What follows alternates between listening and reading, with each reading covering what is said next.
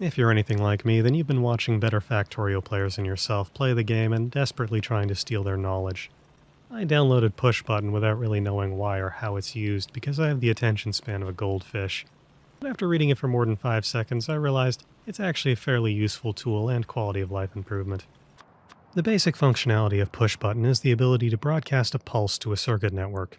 In vanilla, pulses really only exist as signals coming from inserters and belts, and are used in a variety of applications, usually involving memory cells and sushi belts. Pulses are useful because any held signal fed into a memory cell will run off as it is continually added to the total for its full value for every single frame it's active. Being able to add or subtract a pulse value from an active memory cell is great for initializing or correcting a system. This mod doesn't just add push buttons though, it also adds the quality of life feature of being able to toggle constant combinators with the press of a button rather than having to open the screen and flip the lever.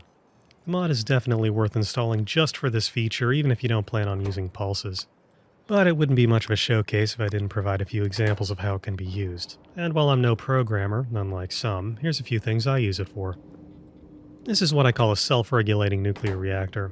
I'm sure there's a dozen videos online about how to build one of these, but what you need to know is that it only inserts fuel when fuel is being taken out, and it only takes out fuel when the steam level is below optimal.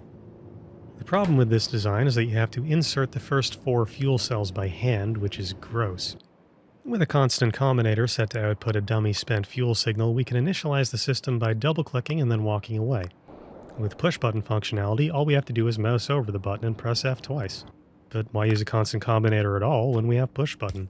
Principle is the same, except now it shuts itself off and we only have to click once. And we don't even have to open up the window. Nice. This is a Covarex setup. You don't have to build these as sushi belts, but I like the way they look and never bothered to learn the correct way of doing it, so I'm using it as an example. Sushi belts use a memory cell with all the inserters associated with a belt to keep track of how many items are on a belt at any given time, and thus regulate what can be taken on and off at what times. They're pretty temperamental though, mostly because there's no good way to modify a memory cell's value in vanilla beyond shutting everything off, setting it to multiply everything by 0, and then starting over.